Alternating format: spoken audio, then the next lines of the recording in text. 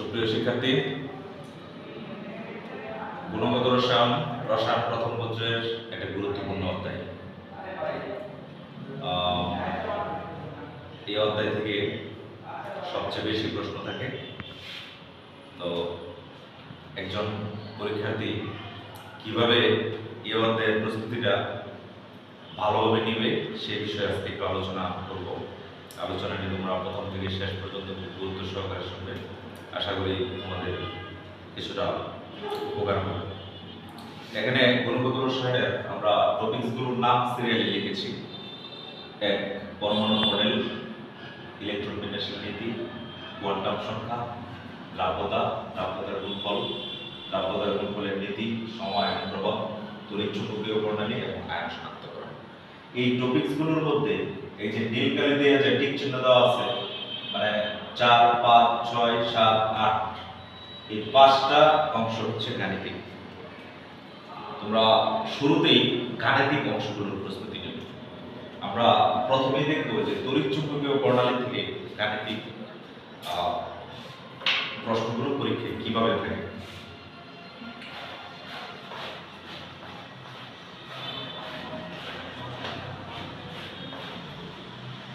আমি একটা উদ্দীপকের মাধ্যমে সবগুলো প্রশ্ন দেখানোর চেষ্টা করব।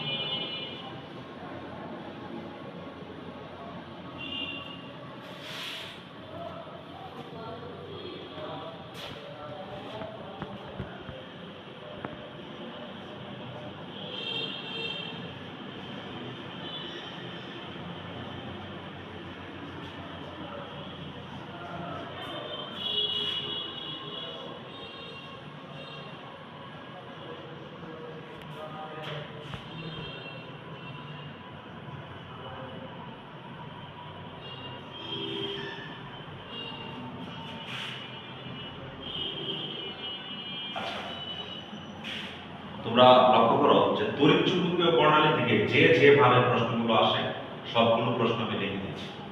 এখানে 3টা প্রণালী দেখানো হয়েছে। E1 মানে ইলেকট্রনটা চতুর্থ শক্তি স্তর থেকে তৃতীয় শক্তি স্তরে আসছে। 2 নম্বর প্রণালী হচ্ছে E2, 2 নম্বর ইলেকট্রন চতুর্থ শক্তি স্তর থেকে দ্বিতীয় শক্তি স্তরে আসছে। আর আরেকটা ইলেকট্রন দেখানো হচ্ছে E3, সেটা আবার প্রথম শক্তি স্তর থেকে চতুর্থ শক্তি স্তরে গিয়ে উঠছে, মানে নিম্ন শক্তি স্তর থেকে উচ্চ শক্তি স্তরে উপনীত হচ্ছে। এখন পরীক্ষা প্রশ্নটা এভাবে থাকতে পারে, উদ্দীপকের বর্ণালীটার তরঙ্গ দৈর্ঘ্য। এখানে তিনটা বর্ণালী দেখানো হয়েছে, এভাবে উল্লেখ থাকতে পারে যে 1 নং বর্ণালীর তরঙ্গ দৈর্ঘ্য নির্ণয় করো, বা 2 নং বর্ণালীর বর্ণটা শনাক্ত করো, বা আরেকটা আসতে পারে উদ্দীপকের 3 নং বর্ণালীর শক্তি নির্ণয় করো, বা উদ্দীপকের 1 নং বর্ণালী কোন অঞ্চলে গঠিত হয়। অঞ্চল বলতে তিনটাকে বোঝায়: অধিবেগুনী অঞ্চল, দৃশ্যমান অঞ্চল এবং অবলোহিত অঞ্চল। আর উদ্দীপকের 1 নং বর্ণালীর ব্যবহার আলোচনা করো, অথবা 2 নং বর্ণালীর ব্যবহার আলোচনা করো। আর এখানে যে তিনটা বর্ণালী দেখানো হয়েছে, এই তিনটা বর্ণালীর মধ্যে কোন বর্ণালীটার তরঙ্গ দৈর্ঘ্য দীর্ঘতম এবং কোনটার তরঙ্গ দৈর্ঘ্য ক্ষুদ্রতম। তড়িৎ চুম্বকীয় বর্ণালীর প্রশ্নগুলো এইভাবে পরীক্ষায় থাকে। সবগুলো টাইপ তোমাকে অনুশীলন করে পরীক্ষায় যেতে হবে। কোন টাইপ আসে এটা বলা যায় না। তো তড়িৎ চুম্বকীয় বর্ণালীর গাণিতিক সমস্যাগুলো এইভাবে অনুশীলন করতে হবে। আমি একটা উদ্দীপকের মাধ্যমে সবগুলো প্রশ্ন দেখিয়েছি। এবার আমরা যাব আরেকটা গুরুত্বপূর্ণ গাণিতিক অংশ, সেটা হচ্ছে দ্রাব্যতা।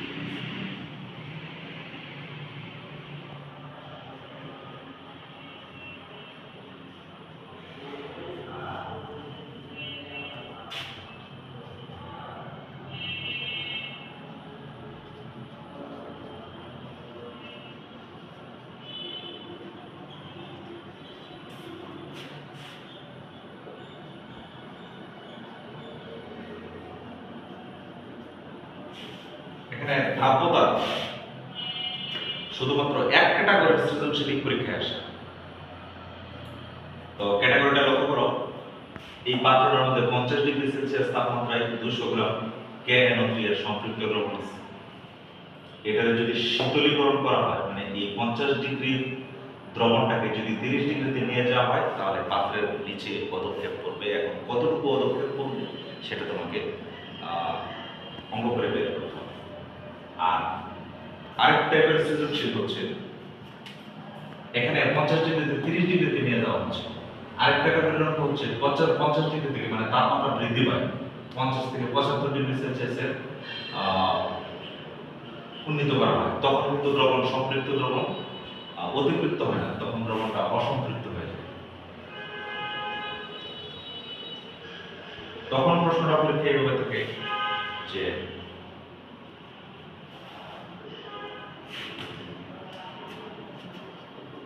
বি পাত্রের দ্রবণকে সম্পৃক্ত করতে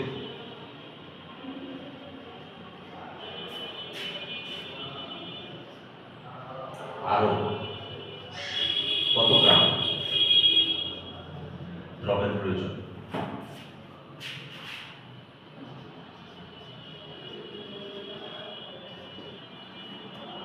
এখানে 75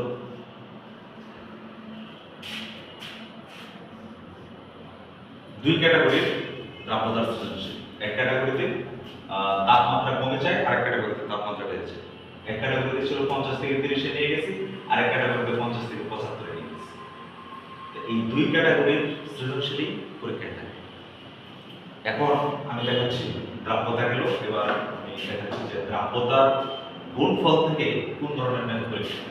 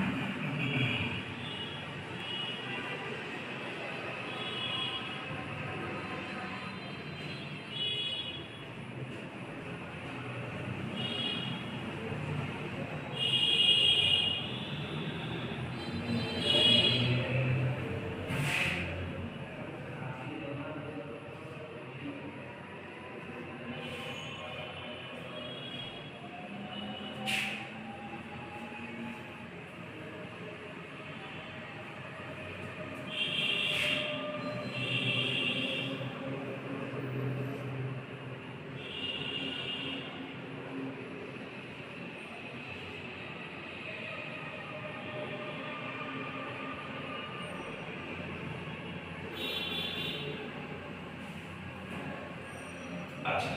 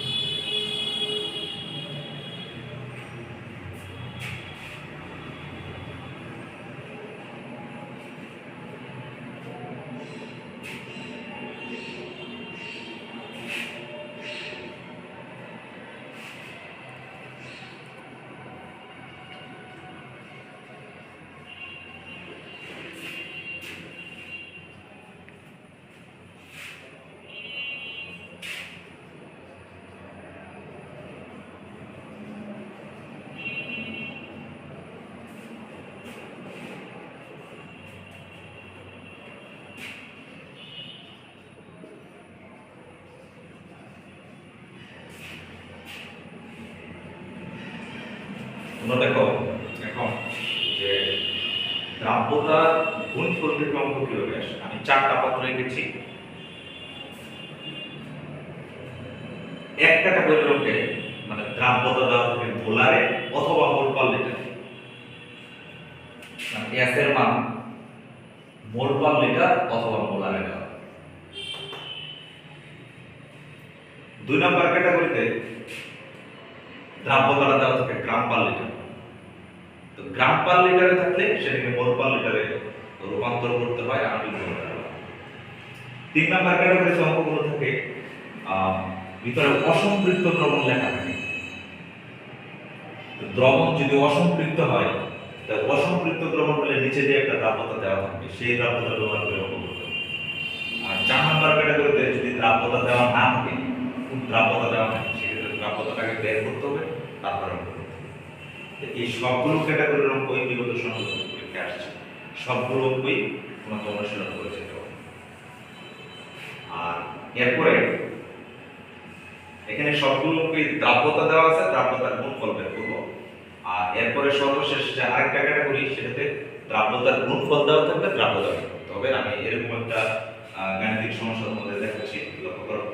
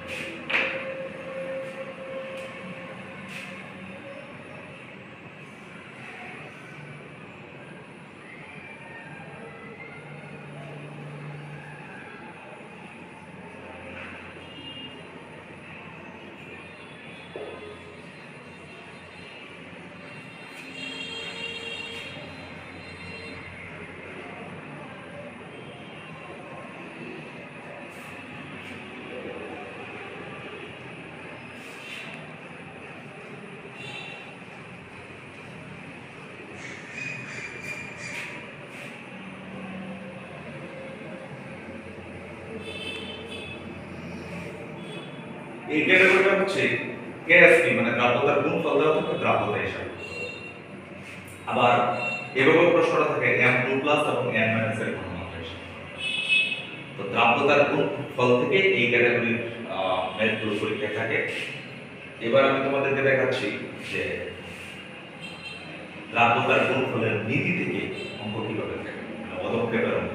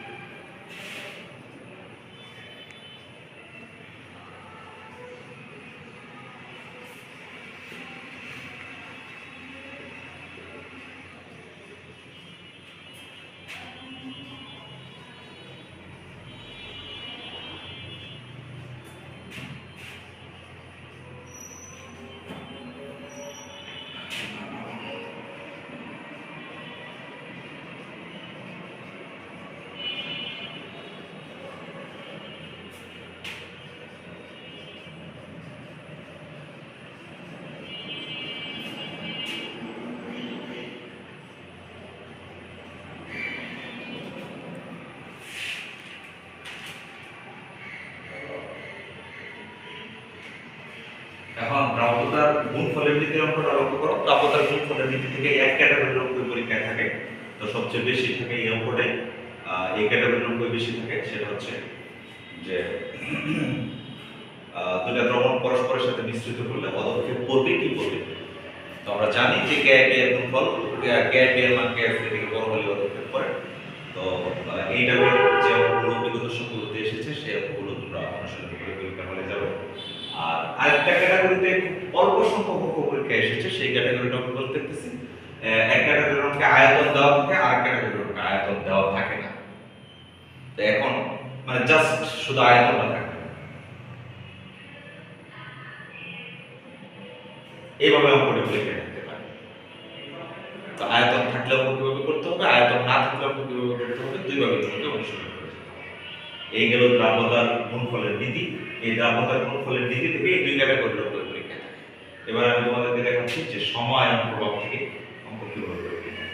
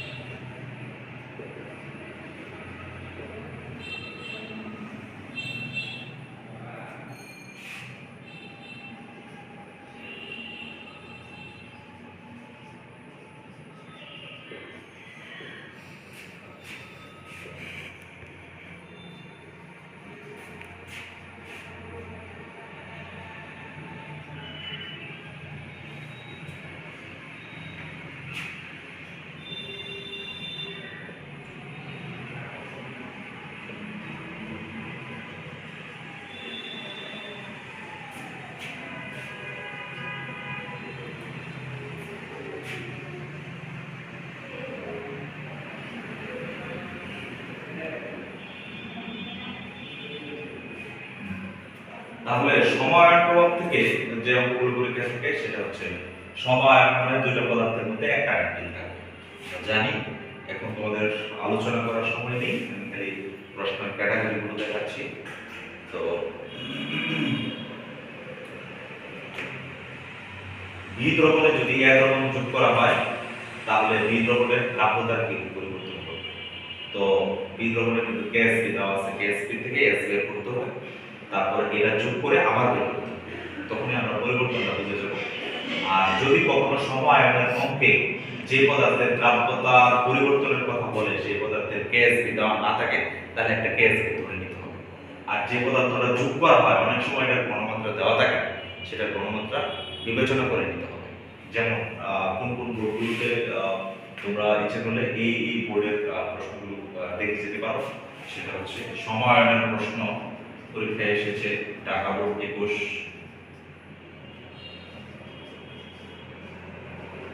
রাজশাহী বোর্ড 23, সিলেট বোর্ড 17। এই বোর্ডগুলোতে আবার ময়মনসিংহ বোর্ড 22,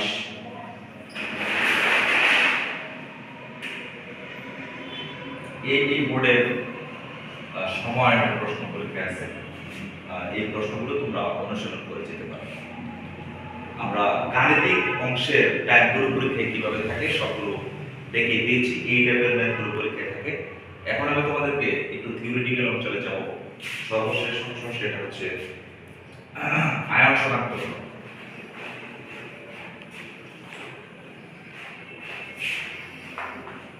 আয়ন শনাক্তকরণ অনেকগুলোই পরীক্ষায় আছে, তার মধ্যে সবচেয়ে বেশি পরীক্ষায় আসে হচ্ছে এগুলো।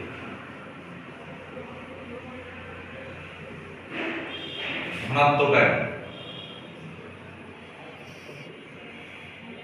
অথবা এটাকে বলা হয় ক্ষারীয় মূলক। ধনাত্মক আয়ন তোমরা অনুসরণ করে যাবা Na+, NH4+, Al3+, তারপর হচ্ছে Cl2+,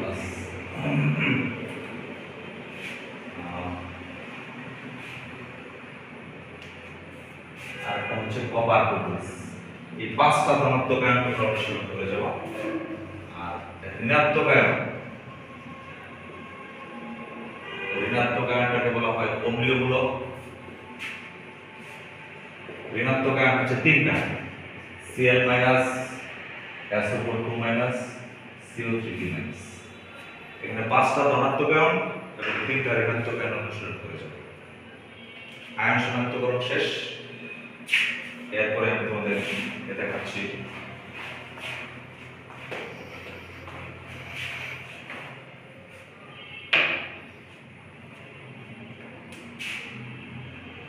কোয়ান্টাম সংখ্যা।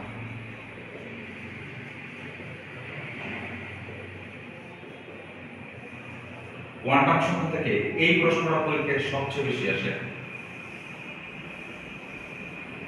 এটা কিন্তু n স্তর, এটা m, এটা l, এটা k, মানে প্রশ্নটা থেকে এইভাবে যে উদ্দীপকের সর্ববহিস্থ স্তরে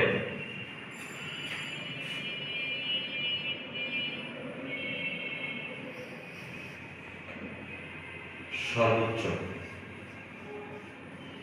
কয়টি অরবিটাল অথবা ইলেকট্রন,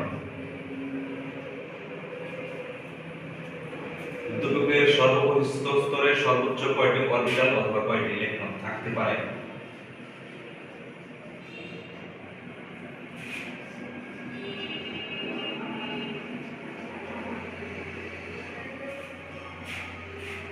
কোয়ান্টাম সংখ্যা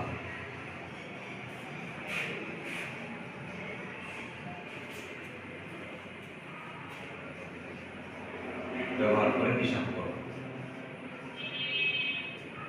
সবচেয়ে বেশি প্রশ্নটা এটাই আসে। এছাড়াও কোয়ান্টাম সংখ্যা থেকে আরো প্রশ্ন আছে, সেগুলো আমি দেখাচ্ছি।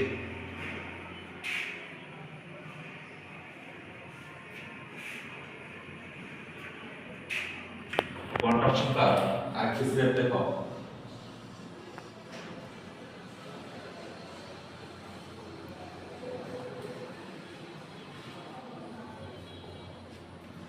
এখানে লেখা থাকে যে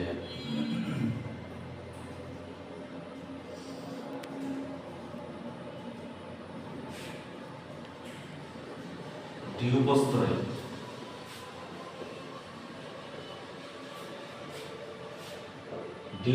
বিদ্যমান ইলেকট্রনগুলো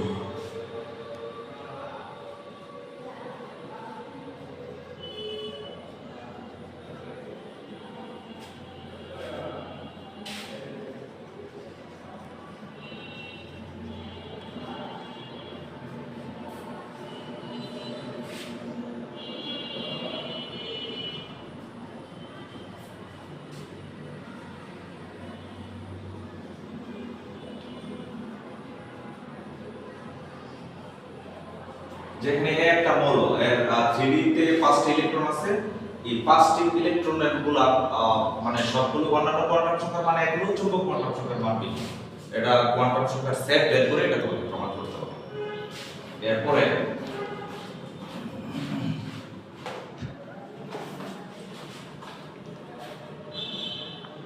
যে কোনো মৌল দেওয়া থাকতে পারে, যেমন সালফার একটি মৌল, এটাতে 16টি ইলেকট্রন আছে। তোমাকে বলা থাকতে পারে যে এই সালফার পরমাণুর প্রথম ইলেকট্রন অথবা 16তম ইলেকট্রনের জন্য কোয়ান্টাম সংখ্যার সেট নির্ণয় করো, অথবা সালফার পরমাণুর 10তম এবং 12তম ইলেকট্রনগুলোর জন্য কোয়ান্টাম সংখ্যার সেট নির্ণয় করো, অথবা বলা থাকতে পারে যে মৌলটির শেষ স্তরে যে কটি ইলেকট্রন আছে সেই কটি ইলেকট্রনের জন্য কোয়ান্টাম সংখ্যার সেট নির্ণয় করো। তাহলে মোট কথা হচ্ছে একটা পরমাণুতে অনেকগুলো ইলেকট্রন থাকতে পারে, তো যে কোনো ইলেকট্রনের জন্য তোমাকে কোয়ান্টাম সংখ্যার সেট বের করা শিখতে হবে। তাহলে কোয়ান্টাম সংখ্যা থেকে আসা সৃজনশীল তোমার জন্য খুবই সহজ হবে। আর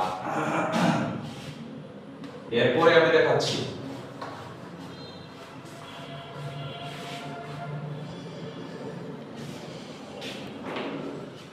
আউটবাউ নীতি।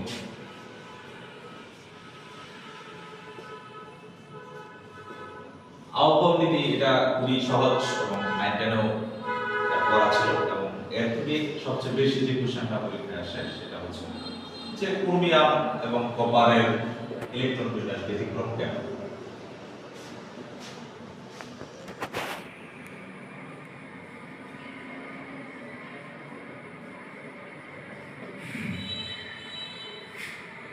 আর পলির বর্জন নীতি,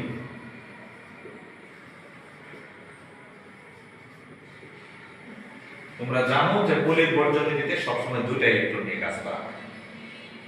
প্রশ্ন দেখা গেছে যে এইভাবে পরীক্ষা থেকে যে আয়রন একটা মৌল, তোমাকে প্রশ্ন করলো যে 20তম ও 26তম ইলেকট্রন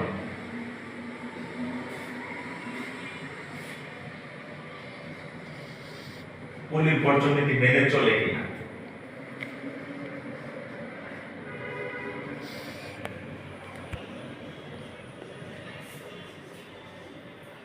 বিশতম ও 26তম ইলেকট্রন পলির বর্জন নীতি মেনে চলে কিনা। যে কোনো একটি মৌল দিয়ে তোমাকে দুইটা ইলেকট্রন নির্দিষ্ট করে দিবে যে এততম এবং এততম ইলেকট্রন পলির বর্জন নীতি মেনে চলতেছে কিনা। তো এটা এই পলির বর্জন নীতির প্রশ্নগুলো সাধারণত কোয়ান্টাম সংখ্যা দিয়ে ব্যাখ্যা করা হয়। তো কোয়ান্টাম সংখ্যার ধারণা না থাকলে পলির বর্জন নীতির প্রশ্ন তোমার উত্তর করা তোমার জন্য কঠিন। তো এখন আমি তোমাদেরকে দেখাবো যে পলির বর্জন নীতিতে আবার এই টাইপের প্রশ্ন পরীক্ষায় থাকে, এরকম ভাবে নির্দিষ্ট করে দেওয়া থাকে যে 1s 2s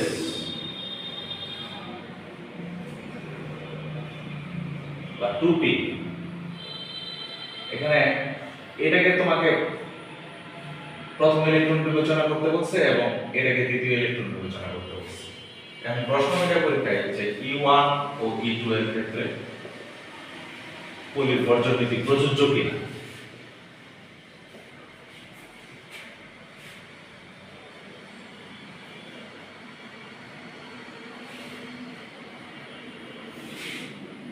তো মোট কথা হচ্ছে পলির বর্জন নীতিতে দুইটা ইলেকট্রন নিয়ে তোমাকে আলোচনা করা। এখন একটা পরমাণুতে যে কোনো দুইটা ইলেকট্রনের জন্য চারটা কোয়ান্টাম সংখ্যার মান বের করা শিখতে হবে, তাহলে পলির বর্জন নীতি সম্পর্কিত প্রশ্ন তোমার সমস্যা হবে না। আর পলির বর্জন নীতি থেকে এই যাবত যে পরীক্ষায় সৃজনশীলগুলো আসছে সবগুলো সৃজনশীল দেখে যেতে হবে। পলির বর্জন নীতি থেকে প্রচুর সৃজনশীল আসছে, এই তিনটা নীতির মধ্যে আউটকাম নীতি, হুন্ডের নীতি এবং পল্লীর পর্যটন নীতি থেকে একমাত্র সৃজনশীল বেশি আসছে পল্লীর পর্যটন নীতি থেকে। আর হুন্ডের নীতি এবং আউটকাম নীতি থেকে তেমন কোনো সৃজনশীল পরীক্ষায় থাকে না, হুন্ডের নীতি থেকেও তেমন কোনো সৃজনশীল পরীক্ষায় থাকে। আমি এরপরে সর্বশেষ সেটা হচ্ছে পরমাণু মডেল তোমরা কিভাবে প্রস্তুতি নিবে সেটা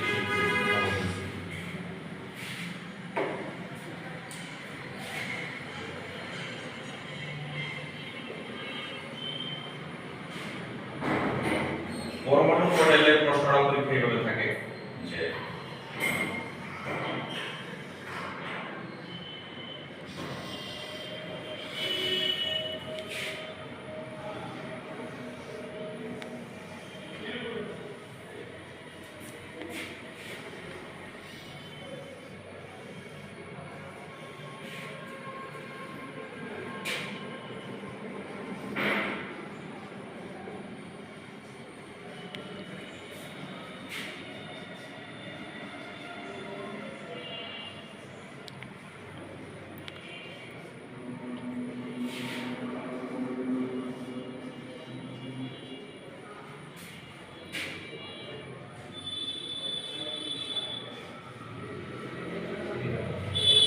রাদারফোর্ডের পরমাণু মডেল, রাদারফোর্ডের পরমাণু মডেলটা এইভাবে দেখানো থাকে। তুমি কোনটা বোরের পরমাণু মডেল আর কোনটা রাদারফোর্ডের পরমাণু মডেল এটা কিভাবে চিনবে?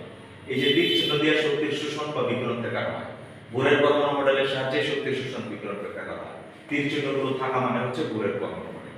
আর এই মডেলটাতে কোনো তীর চিহ্ন নাই, তার মানে শক্তির শোষণ বা বিকিরণ দেখানো হয়, তার মানে এটা হচ্ছে রাদারফোর্ডের পরমাণু মডেল। আর রাদারফোর্ডের পরমাণু মডেলকে যেহেতু সৌর মডেলের সাথে তুলনা করা হয়, এই কারণে এটাকে সৌরজগতের চিহ্নের সাথেও বোঝানো হয়। তাহলে রাদারফোর্ডের পরমাণু মডেলটা এইভাবে এবং এইভাবে দুইভাবে পরীক্ষায় থাকতে পারে। আর এই পরমাণু মডেল থেকে এই দুইটা প্রশ্ন পরীক্ষায় থাকে যে এই রাদারফোর্ড এবং বোরের পরমাণু মডেলের মধ্যে কোনটা বেশি গ্রহণযোগ্য এবং রাদারফোর্ড এবং বোরের পরমাণু মডেলের মধ্যে তুলনা করব। তো আমি গুণগত রসায়নের যে টপিকগুলো আছে সবগুলো টপিকস থেকে পরীক্ষায় সৃজনশীল কিভাবে প্রশ্ন থাকে সবগুলো প্রশ্নের নমুনা দেখিয়েছি। আর এখানে শুধুমাত্র সিকিউ মানে সৃজনশীল প্রশ্নের নমুনা দেখানো হয়েছে।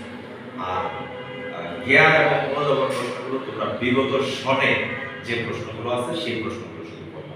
বিভিন্ন গাইড বইয়ে বিগত সনের জ্ঞান এবং মনোযোগের প্রশ্নগুলো দেওয়া আছে। আর বিগত সনের গুণগত রসায়নের নৈর্ভিত্তিকগুলো পড়ে যেতে হবে। নৈর্ভিত্তিকগুলো আবার টপিক ওয়াইজ সাজানো আছে। দ্রাব্যতা থেকে নৈর্ভিত্তিক কিভাবে আসছে, দ্রাব্যতার গুণফল থেকে নৈর্ভিত্তিক কিভাবে আসছে, তড়িৎ চুম্বকীয় প্রণালী থেকে নৈর্ভিত্তিক কিভাবে আসছে, সব ধরনের গাইড বই টপিকস অনুসারে সাজানো আছে। তোমরা সেইভাবে নৈর্ভিত্তিকগুলো অনুসরণ করেছে। তো আশা করি তোমরা এইভাবে এই ধারাবাহিকভাবে যদি তোমরা গুণগত রসায়ন অধ্যায়টির প্রস্তুতি নাও তা আমার মনে হয় পরীক্ষায় সফল হবে আশা করি। ধন্যবাদ সবাইকে।